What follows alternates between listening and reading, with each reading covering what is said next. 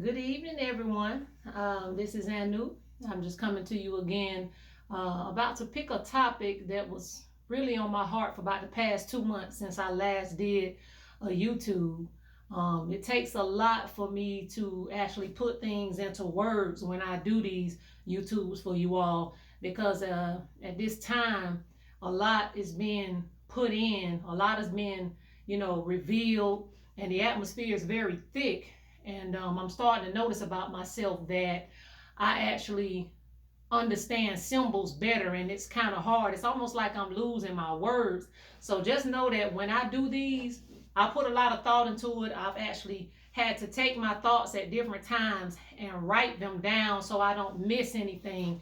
Because, as I stated, I'm still kind of new to this, but I want to try to get a bit of the information out and share a part of the knowledge that I've used and that I've come to know on my path for you all.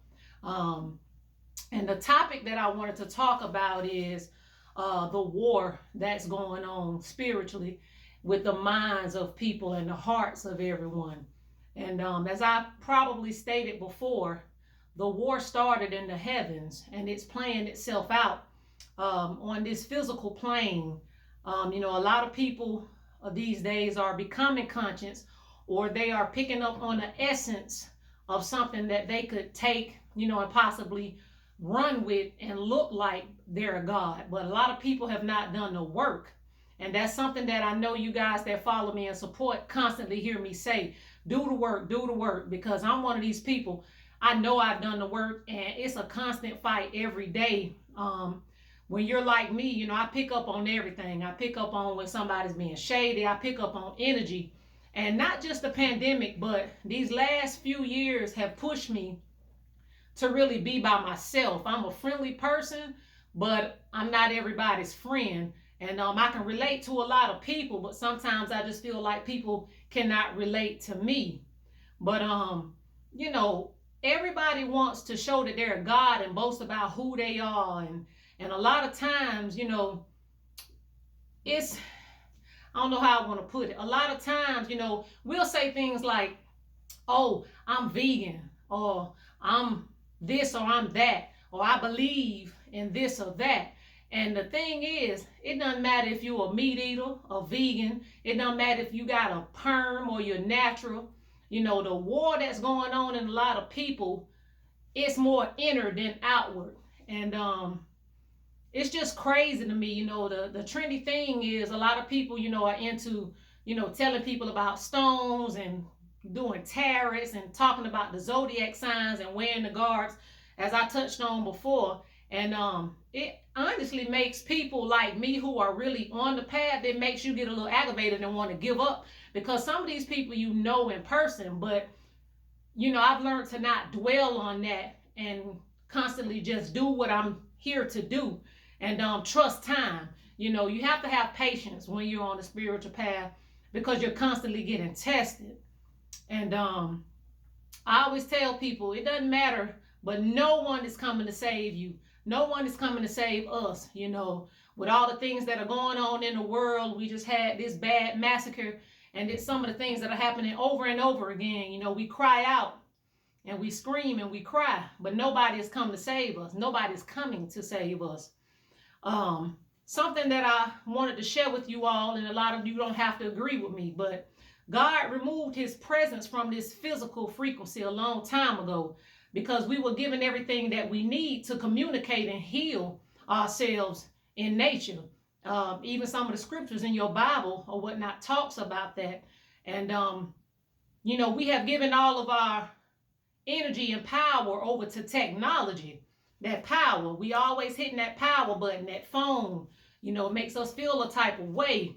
And we don't truly know how to tap into God. And once I learned how to tap into God, once I did that work on myself, I found out that I had that power. There's just one thing that I have to do, and it started with self-checking, but God is on a whole nother frequency, and you have to tap in. Once you tap in, it's over with. The war is crazy, because once you do tap in, there are some things that are going to happen, and I'll try to highlight them for you. The first thing that I noticed happen is you will start to, it'll be a test. He will force you to literally be by yourself. You don't want to be around other people. You'll start feeling energies once you start working on yourself. Any attachments you had to a person or things start to leave. They'll be removed.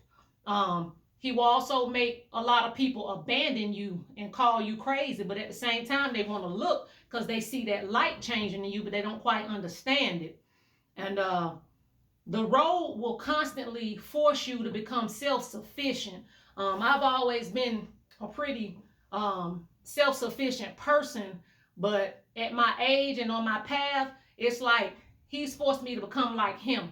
It's almost like everything that I do, I learn and I do on my own. It's like you need people, but at the same time, he shows me you can't always count on people, but the right people are placed in your path.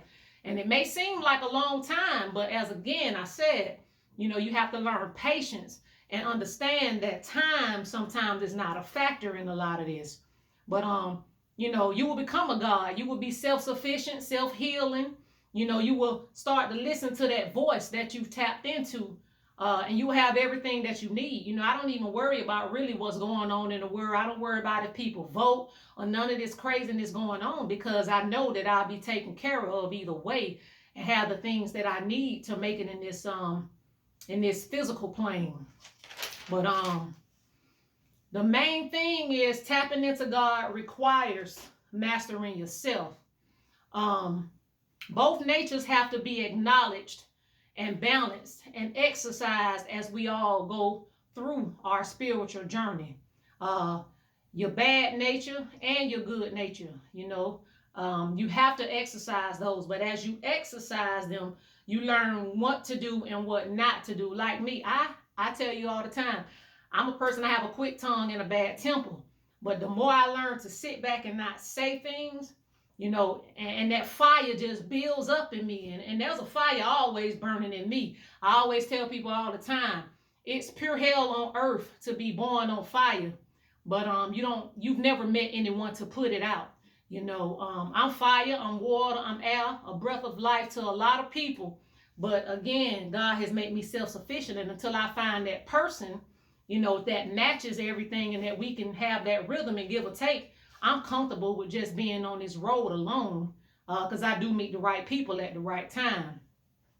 Another thing is when we talk about the word God, me and one of my homeboys was always talking about this on the phone.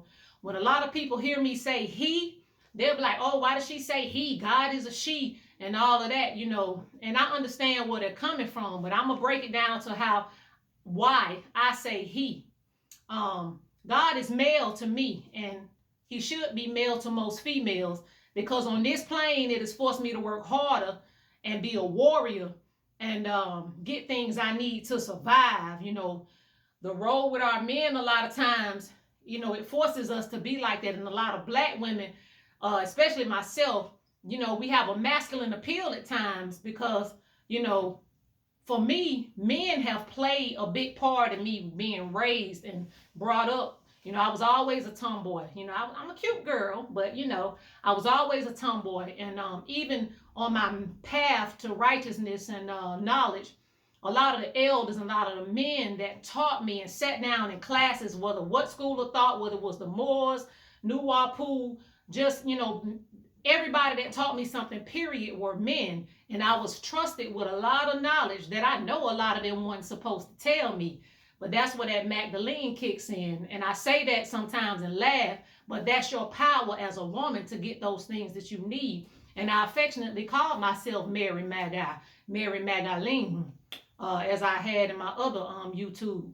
But for men, God has to be a female, because you have to learn to tap into your nurturing and creative and compassionate side when dealing with the world, relationships, or whatever situation you are in. And a lot of men, they're on this, oh, I'm alpha, I'm strictly this. And you got to understand that you have to learn to weigh those things to totally become a God, because it took a man and a woman to create you. And I don't care what nobody say, you do your thing. But in creation, and for anything to manifest, it has to have opposites in this world. And going back to the trends, a lot of other things today, we're calling on our ancestors and spiritual guides and putting up altars and, you know, I always tell people that's cool, but a lot of our ancestors and past loved ones didn't get it right either. They made some messed up decisions and spiritual contracts were made, and we have to correct that as well. They are there to guide you. I'm not telling people don't do it because I don't, but you are the sacrifice. You are the altar because the old you becomes dead and dies, and it only rises again when needed. And usually mine will rise again when I'm in protection mode or somebody really has to have done something. But again, you are the divine sacrifice. You have to give up a lot of your old ways and your things that you like, people you want to hang around to become a God. And you will become self-sufficient in everything you do because you will know that voice.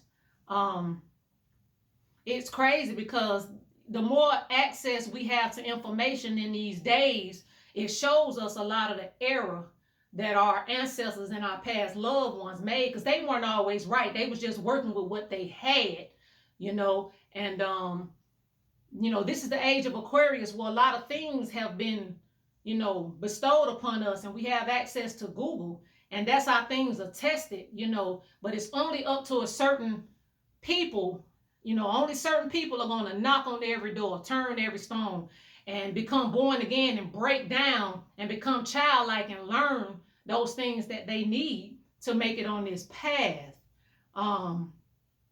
And we're being spiritually attacked more these days than we were in the days of our ancestors or our grandparents. They were more physically attacked. They were beat down, every day this was something. This wasn't something that they did at a certain time. Like, when you see massacres and things like that, with the blending in of people. But we're being spiritually attacked even more. Symbolism and different things play a big role in a lot of things that we do from day to day.